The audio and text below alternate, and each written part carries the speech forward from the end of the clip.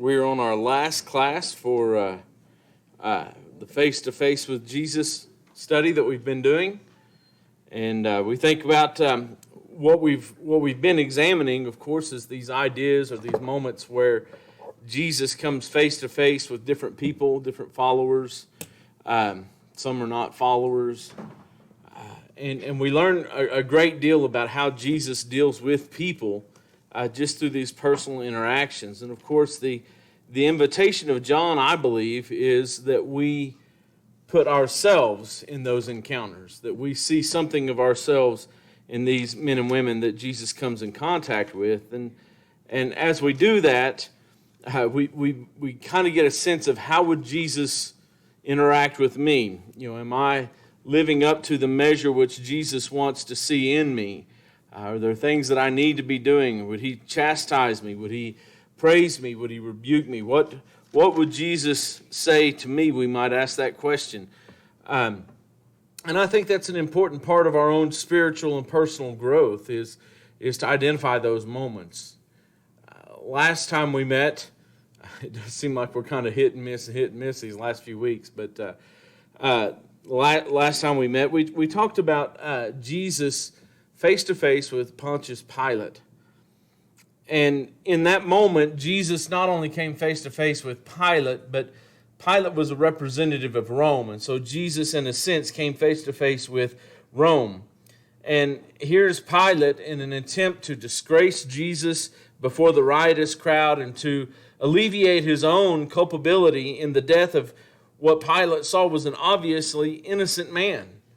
In fact, over and over, in the context, one of the synoptics says that he washed his hands of this matter because he recognized that he's innocent. This man does not deserve death, as they were so desirous to see him die.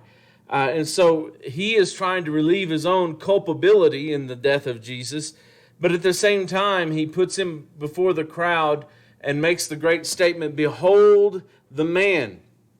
This is just a simple man. He is nothing more than a man. And of course, he was so wrong in that. But I think in his mind, if he could ridicule and disgrace Jesus before the crowd, maybe they would turn away from this desire to kill Jesus. You know, if we just ridicule him pretty badly, maybe that'll be enough. Maybe that'll stop their bloodlust. Of course, it does not. Pilate, of course, is more intent not on justice or truth, but on keeping peace in the crowd. So he is not willing to do much more than set him before there. So quite a disastrous encounter for Pilate in his own spiritual health. But of course, if we put ourselves in the place of Pilate, do we see Jesus as just another man? There's a world around us that obviously sees him just as a mere human being, that he's just like every one of us, and there's nothing special about him, that there's no divine nature to him, nothing eternal about him. And that denies the very nature and personhood of Jesus. There are those who go so far as to say there was no historical Jesus. Nobody in that particular time era was named Jesus that did these things which Matthew, Mark, Luke, and John have claimed that he's done. Now, obviously, we don't put ourselves in that field or in that category. We are those that are believers. But how do you deal with those who say, "Behold, a mere mortal"? And we see what Jesus did. Jesus confronted him with the truth. And even though he shut his eyes and plugged his ears to the truth, what is truth?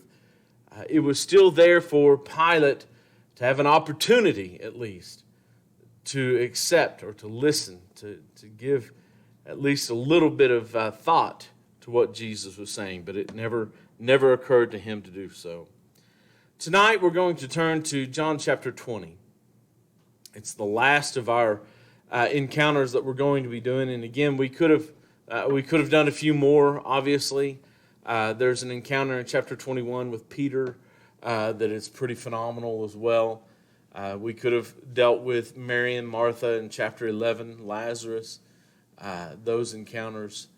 But, we only have a certain amount of time in a quarter, and we had VBS, and I had a gospel meeting, and we had a couple of snow days, and so we lost a few of those classes that we might have gone under this topic or the purview of this topic.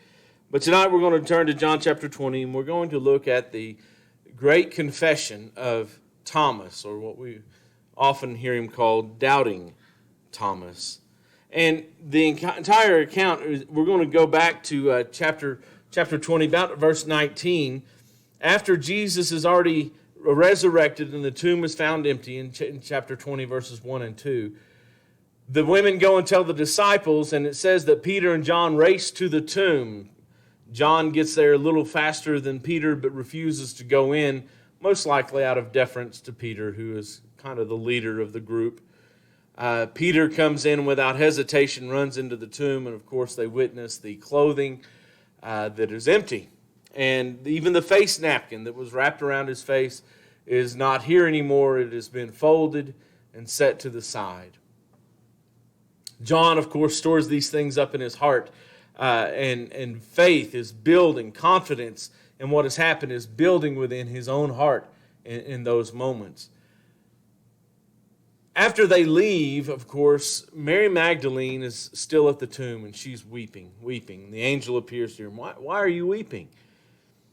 And she says, if you've taken my Lord somewhere, I need to know. And she turns and she sees Jesus, yet she doesn't know that it's Jesus.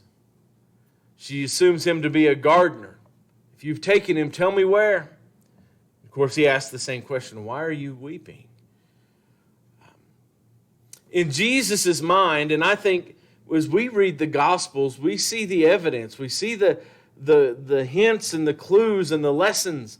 Jesus is very overt. I'm going to die, but I'm going to rise again on the third day. That was his message. It wasn't like that was something obscure that he'd never said. That's exactly what he said would happen. And so why are you weeping? Is it that you didn't believe what I said? Is it that you don't remember what I said? But there was an expectation both of memory and an expectation of faith or belief in those words. And he sees that there's a problem here. They've not followed like they should have. When she finally realizes that it's Jesus, of course, she grabs hold of him. This desperate woman is holding on to Jesus, and Jesus says, I can't let you cling to me this way. You need to go and tell my disciples. Well, wait a minute. We've already went and told your disciples, and they didn't believe. You want us to go again? Yeah, I'll go again. But they don't believe then either.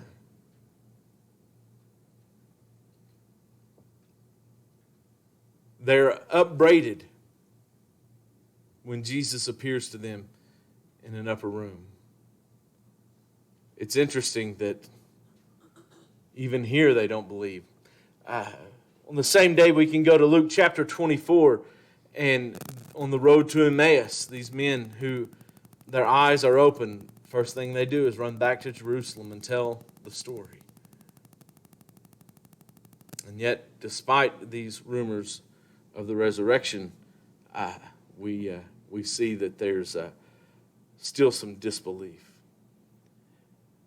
In verse 19, it says that on the evening of that day, the first day of the week, the doors being locked where the disciples were for fear of the Jews, Jesus came and stood among them and said to them, peace be with you. And what's interesting here is that John, in his customary manner, he normally gives us times, days, how far from the last one, 4 days later, or 3 days after, or the very next day. And so he often opens with a setting of time. In this case, he opens with the resurrection day, that Sunday. In the first part, it says, now on the first day of the week, in verse 1, while it was still early, still dark outside, in fact. But now we're in the evening of that same day. And John wants us to know exactly when this is. We're in the evening of the same day, and he says that the doors were locked. And what's interesting here is that the word for locked is actually the word shut.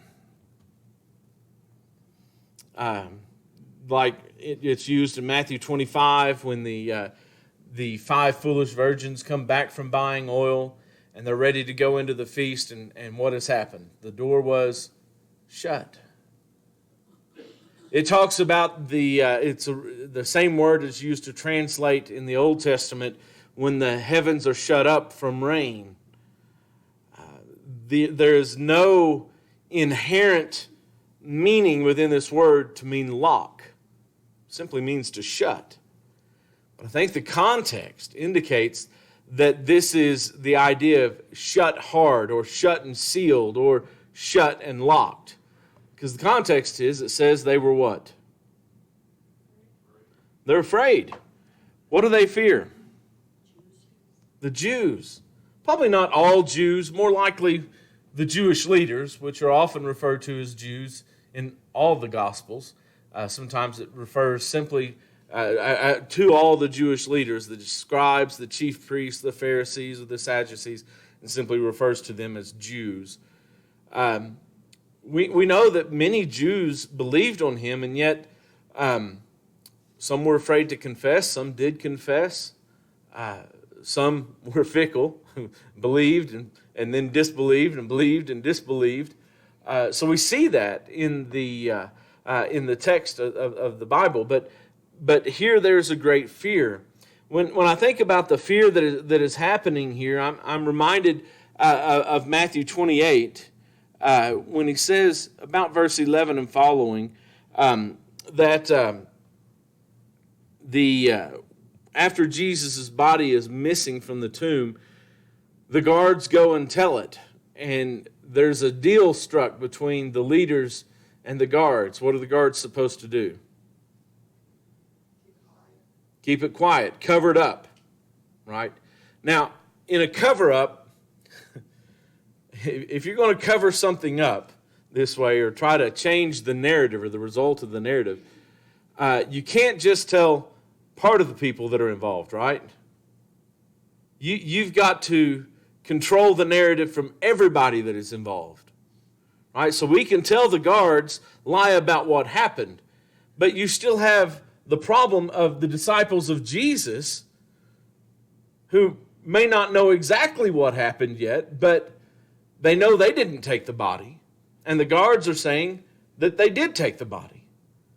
So there's an inherent need as the leadership not only to change the narrative through the voice of the soldiers, but to at least silence the disciples.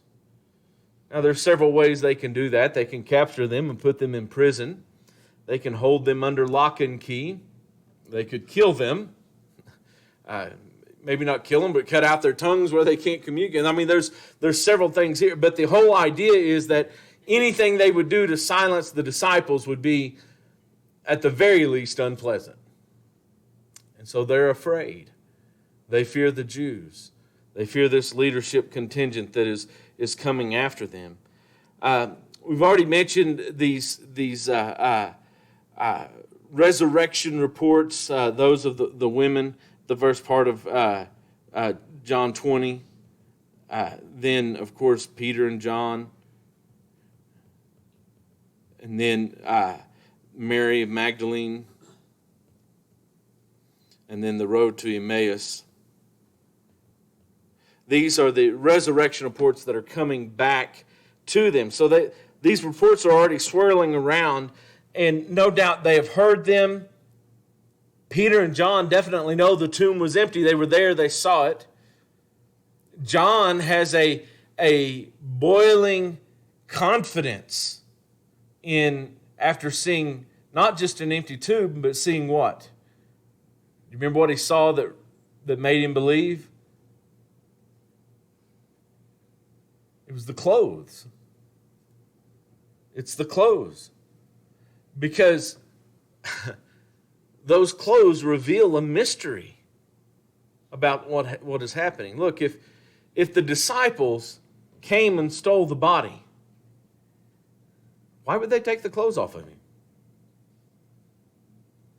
There's no reason to remove the clothes. Look, if you're stealing the body under the cloud of night and hoping nobody catches you, the last thing you're going to do is take time to unwrap the body, right? And not just unwrap the body, but what did it say about the napkin that was around his face? It's folded rather neatly, and it's placed in a different place. Look, if you had to take the clothes off, you would probably cut them and just leave them there. And they would be disheveled, not folded neatly and set to the side. Also, considering everything Christ had been through, everything Jesus had been through prior to, I wouldn't have wanted to take those off with his body beaten and probably as bloody as it was. Probably the Romans would have felt that way. The Jews had no reason to steal the body of Jesus. And if they did, the last thing they would do was take the clothes off, because then they'd have direct contact with the dead body, and that would have made them unclean for the Passover. Or for the, I guess the Passover had already passed, but it would have made them unclean for a period. I mean, there's no, and John puts these facts together. Who would leave the clothes? And so, in this room that is now shut and locked, there are at least some ideas of a resurrection having occurred, but as yet, the only ones that have seen Jesus were Mary Magdalene and the men on the road to Emmaus. We know one of them's name was Cleopas. We don't know who the other was. But, and they're likely with the disciples. There's a question about exactly which disciples or who all is gathered here from verse 19, where the disciples were for fear. Is this just the 10? Judas obviously is gone, but we find out in just a little bit that Thomas is not there, so that would just leave the 10. A lot of people believe it was just the 10, likely hiding here for the purpose of not being caught. They are the most likely targets of the Jewish leadership. The peripheral people, those who were not part of that 12, they're not as high priority as targets for the Jews as these are. So it's very likely these are the only ones that are there, that Cleopas and his friend have already left, that Mary Magdalene is no longer there. Although I don't think you could be dogmatic one way or the other about who was actually in the room in this particular moment. But John uses the locked door more to present the power of Jesus and emphasize the miraculous nature of Jesus' immediate appearance among the gathered disciples. He stood in their midst. And that in itself is quite amazing. But what it does is it shows us that in Jesus' resurrection, there is some continuity and some discontinuity in his resurrected body. What I mean by that is there are some similarities between his body before his death and bodies after his resurrection. It's different, but it's the same. For example, when we talk about the continuity, what is it that Jesus immediately shows the disciples? Why? Scars. He's crucified. He's obviously going to have scars from the crucifixion, right? And we would expect to see that. So there's some continuity from, what his body looked like coming down off the cross and what his body looked like coming forward from the tomb. Tim? One thing that's always been astounding to me is that I've dealt with dead animals, I've dealt with when something's been cut and it's died, there is no healing. There's still a gaping wound there. But it says scars. This is a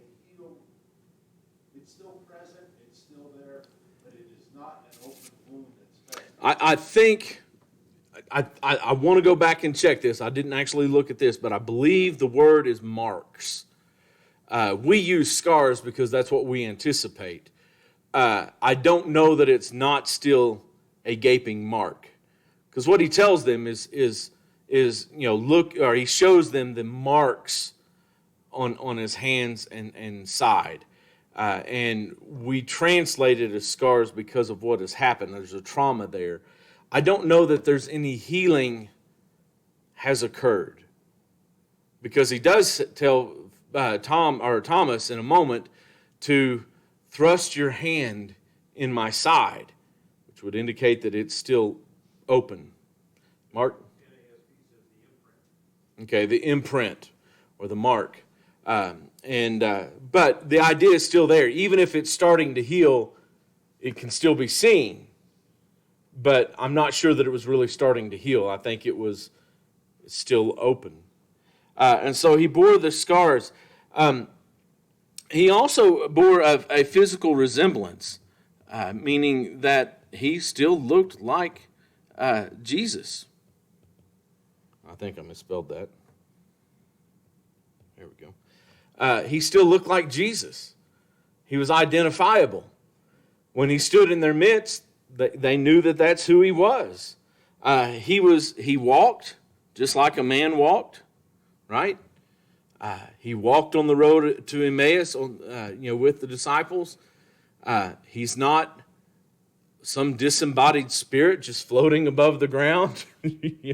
Some people, when they walk today, they look like they're floating instead of walking. But Jesus is just walking down the road with these disciples. At no time did they say, "Hey, you're floating," right? They recognize that he's walking. Not only that, but with Mary, he's embraced. Which means he has material composition, right? Mary didn't run toward him and go to hug him and go through him, right? Like you see on the movies with a ghost. There is material to this resurrected body that he has. He's able to speak and they hear him. And so, he's heard. Terry? He's also able to eat. Yes. By the time we get to chapter 21, he is able to eat because he's eating fish with them. But there's also some discontinuity here. For example, the door's locked. How does Jesus get in? He just appears. Now, there's some, you can speculate and say, well, maybe he just passed through the locked doors. Okay. Maybe he just instantly appeared. Okay. I don't know exactly how that happened. I just know he's standing in the midst of them, and there's no logical explanation for it. Naomi? Yeah. Exactly. That's a miracle, and I think that points to this being a miracle. This is something different. But his, it just we didn't even see this. I mean, look, when he walked on the water, he is showing his power over nature. But even when he walked on the water, his physical material composition didn't change. He's just showing his power over nature. You're talking about a change in the composition of the body. If he walked through a door, if he descended through the ceiling, if he appeared out of nothing, there's something different about this body. It may look like Jesus before the cross. He may feel like Jesus before the cross, but there is something obviously a little different here. Also, when he's walking with the men on the road to Emmaus, it says that they didn't recognize him. And so there's a sense in which his appearance could be shielded. Still his body. Still material, but it's shielded. Some have speculated that it has to do with the glory with which he was resurrected, that it was so bright or brilliant that his appearance was altered in enough fashion that those men did not recognize him. And maybe it was. I don't know on that, but it's certainly there. And then not only that, hold on just a second. Not only those, but you also have when he's with the men on the road to Emmaus, and they finally realize that it's him, what happens to him? He disappears. He vanishes. And so there's some continuity, some sameness about his body, but there's some discontinuity as well about his resurrected body. Terry? I was just going to say that, like the men, the visual part of him was shielded, so they didn't recognize him. Same way with the one, I can't remember, one of the women at the tomb. She thought he was somebody else until he spoke a word or said their name. Yeah. Then they recognized him. Now, when he first started speaking to Mary Magdalene, she's not sure who it is. And same with the road to Emmaus. He's speaking with them all along and tells them all the things that the Christ or Messiah was supposed to suffer. He's quoting from the Old Testament. It is not until he gives thanks at the table. So it's not just the speaking of a word that gave them the information. It's that their eyes are opened. Their eyes are open and they see him for who he is. But then, by the way, there was an early tradition within the church that is fairly well attested, that when the disciples would come together in the evening, on Sunday evenings, that they would pray, Maranatha, Maranatha, which is from the Scriptures, but it means, come, O Lord. And the reason why they were praying, it was not, looking forward to the eschaton when Jesus would actually return, but that they wanted Jesus to simply appear in their midst the way he did with the disciples in John chapter 20. That would eventually evolve into later the desire of the return of Christ and so forth. But in the early days of the 2nd century, when they're writing about this, it very much surrounded the incidents of John chapter 20. We goes further. Jesus, his first words are, peace be with you. It's a common Jewish greeting, shalom. Of course, Jesus had promised them peace before his arrest. For example, in John 14:27, he says that peace I leave with you, my peace I give you, not as the world gives do I give to you. Let not your hearts be troubled, neither let them be afraid. And so there's this picture here of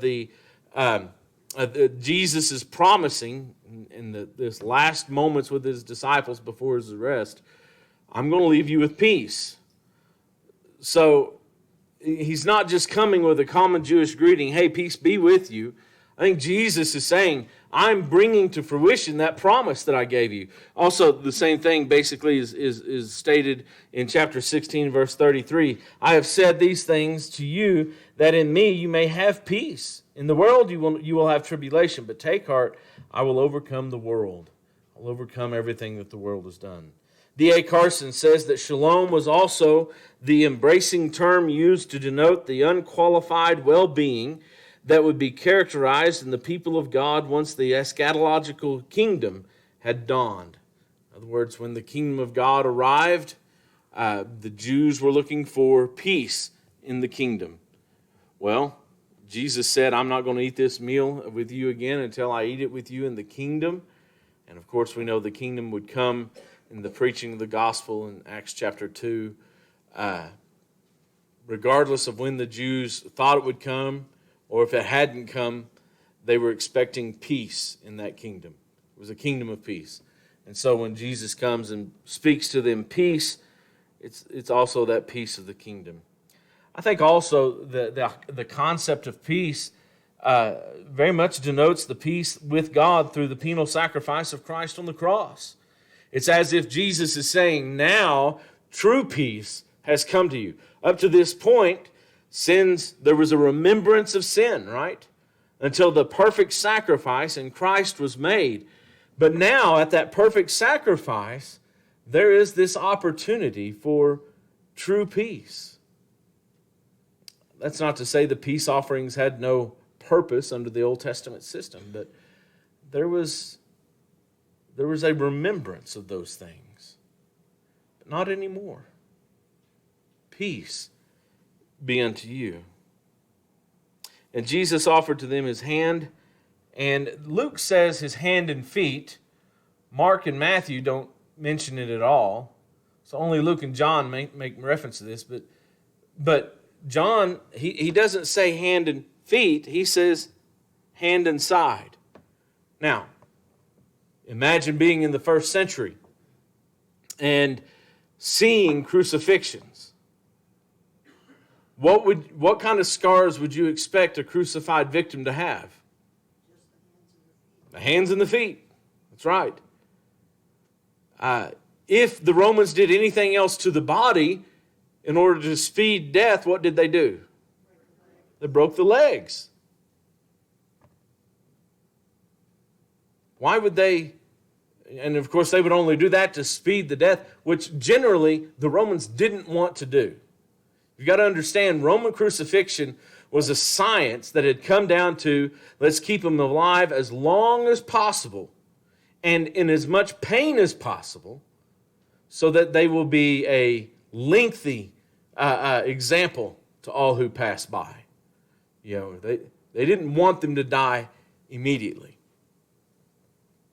So there was no reason to thrust a spear into the side of a victim except that he's died more quickly than anticipated, and we're going to test that out to make sure that he really is dead. In other words, basically every crucifixion victim would have had scars in the hands and the feet. But only Jesus would have had scars in the hands and the side. It was a mark that said, this is Jesus. Naomi? And it also, it says here to put, he says, put your hand in my side. Right. On the scar, but, so probably less dark. Yeah, I think that it was. But it's interesting that this is the thing that he shows. And Luke, he mentions the hand and feet, which Luke's a clinical physician. He's going to make reference to the scars just as they are. John is pointing out these scars don't just identify him as a crucifixion victim. They identify him as Jesus, the crucified. Something a little bit different as we see that. Jesus gives them this great commission then. And I think this is interesting. We refer to this as the Johannine Great Commission because John obviously writing it, verses 21 through 23. You probably can't see the text, but if you can, we're going to make a couple of points about it. But Jesus said unto them, peace be unto you. And notice he's repeating now in verse 21 what he's already said when he first appeared to them in verse 19, that peace would be with you. Now he says it again, peace be with you. But as the Father has, and notice he says, sent me, right? Sent. So I'm sending you. Obviously, this is a commission that they are to be going out, sent under the auspices of Christ. What's interesting is Jesus does not use the past tense, as in the Father has sent me, but he uses the perfect tense, which is, it refers to something that was completed in the past, but has an eternal result or a lasting result. In other words, one commentator said that the perfect tense likely is showing that he is not just sent once and done, but rather he is the everlasting sent one. And the point being that he was making, and I think this is a pretty good point, that it's not just that Jesus was sent from God, and now he's going back and the disciples are going to replace him. That the disciples' work are not simply to replace Jesus. Their work is to continue the work of Jesus. And so he is still the one sent from God. And even today, our work is a continuation of that sent theme. Now, what's interesting is John uses this idea of sent or send or sending 60 times in his book, just in the Gospel of John.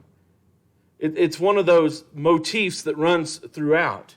And it begins with, Jesus, chapter 1 of verse 6, that he is sent from the Father. Or I'm sorry, that John in that case was sent from the Father. Then we find that Jesus is also sent from the Father. Then we find that there was a delegation that was sent from the Jews. And then they want to know, what are we going to tell those who sent us?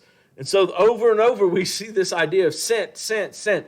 Jesus said, what I'm teaching you is not my own, but the one who sent me. And so there's this recurrent theme preparing us for the culmination of that theme, which is we as disciples are now sent. We're sent into a world that is not quite ready for the gospel of Christ at times. And yet we're still told, you're sent. You're sent. You're sent. The noun form of one who is sent, apostolos, or apostle. The word apostle means one who is sent. The idea that there's a mission behind it. And we are not apostles in the sense of Peter and James, John, James. We're not apostles in that sense. But we are apostles in that we are sent with a mission to save the world. Not a new mission, but a continuation of the mission of Jesus, sent to this world to die for our sins, to seek and save the lost, so that we are now doing that as well. Man. We're just going to have to skip that. Man, that's a good one. Let's get into Thomas. Poor doubting Thomas. One of the first things we see when we come to verse 24, now Thomas was one of the 12, called the twin or Didymus, was not with them when Jesus came. Where was he? Don't know. Why wasn't he there? What's interesting is sometimes you'll hear people say, well, look here in John chapter 20 and verse 19, the disciples are together on the first day of the week. And 1 week later, on the first day of the week, they're all together again. See here, they're already starting the worship on the first day of the week. Maybe, but these verses aren't really telling that. I think they're gathered in the first case because they're scared to death of what's going to happen to them now that Jesus' body is missing, and they blame them. If this is the worship assembly, why was Thomas not there the first time? He's a disciple of Christ. We might say, well, Thomas was providentially hindered from being there, like we'll say today about our own selves sometimes. I don't think worship on the first day of the week is fully established at this point.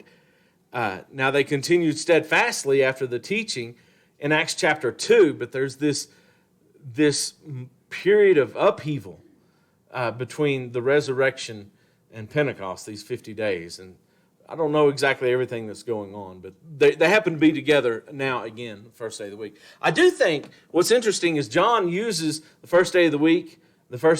John, even when he writes the book of Revelation, he is in the Spirit when? On the Lord's Day, the first day of the week. And so John does have a special affinity for writing about the first day of the week. And I think, that tacitly it is supposed to indicate to those who would read his gospel, most likely Jews and proselyted Gentiles, and see that there is a consistency on the first day of the week as opposed to the Sabbath day, that things are in transition. I think John has that in the back of his mind. But I'm not sure that we could come here and say, oh, look, they're worshiping on the first day of the week. I don't think that's the purpose for what they're doing. Anyway, so they come together. When we think about why he was not there, we don't know the answer to that. But what it does do is it gives rise to one of the great Christological confessions of the New Testament. When Thomas finally figures it out, his great statement, "My Lord and my God." Rare was the idea of my Lord. Now, Jesus had been referred to by his disciples as Lord. Lord, to whom shall we go? Lord. But Thomas makes it very personal. My Lord. Now, in the Old Testament, Lord is most often referred or used in reference to God. And he says here, my Lord, my God. This is a direct confession of the deity of Christ. Now, what do we know about Thomas? In the Synoptics, Matthew, Mark, and Luke, he's mentioned in the list of the apostles. And that's it. We don't see him doing anything special. We don't, or outside of the norm. He's just in the background in the Synoptics. But John actually brings him to the forefront a couple of times. For example, at the death of Lazarus, when they hear that he's sick and Jesus is ready to go back, the disciples are skeptical about Jesus going back toward Jerusalem into Judea because they'll put you to death. And Thomas says, we might as well go with him and die too. I'm not sure that this is a great declaration of faith by Thomas so much as it is, well, we've been with him this far, might as well go down there and die with him. In his mind, there's no avoidance of death as soon as he gets back there. And of course, we know that there's some time that passes here, and death isn't immediate, but Thomas is ready to go and die. In chapter 14, Jesus says, I'm going to prepare a place, and where I go, you'll come and follow me, and you'll know the way. And Thomas speaks up, and he says, wait a minute. We don't know where you're going. How can we know the way? Thomas is not, we might say that he has a very dark view of the world, that his vision seems limited to the very mundane things. There's no higher thought processes here beyond those things. And then later, in chapter 21, verse 2, we see him again when Peter finally says, I'm going fishing. I think Peter is kind of either given up or at least waiting on Jesus to tell them. None of them appear to be self-starters, as it were, and Thomas, I think, falls into that crowd. He's one of those that goes. But when Jesus says, I want you to touch my hands and my side, Jesus says, I know what you've said. Remember, his statement was, I will never believe unless I touch the scars. Jesus says, I know what you said. So here, put your hand or put your fingers in the imprint. Thrust your hand in my side. What's interesting is those are in the imperatives. You ain't got no choice, Thomas. I'm telling you, you got to do it. And then the third imperative is, now, stop being faithless and believe. And of course he says, my Lord, my God. It is one of the highest confessions made in all the New Testament to call him God. It is the pinnacle or the culmination of John's gospel. He had come, and it was John is identifying Jesus as the Son of God. The Son of God, he is deity, he is God incarnate, all of this time. But now we have its culmination. My Lord, my God. Where it comes to fruition. John begins the gospel with its prologue, verses 1 through 18 of the opening chapter. Many believe that chapter 21 serves as an epilogue, because John gives his great purpose statement at the end of this, in verses 30 and 31. These are written that you may believe and you might have life in his name. If that's an epilogue, then the body of his gospel comes basically between chapter 2 and chapter 20. And the last thing that he has anyone saying, any human being saying, in the bulk of his gospel, or the body of his gospel, is my Lord and my God, the great confession, the same one we make today. Appreciate your attention. Sorry I spent too much time on the first appearance and didn't get to spend as much time. Y'all will see that my time management is very poor.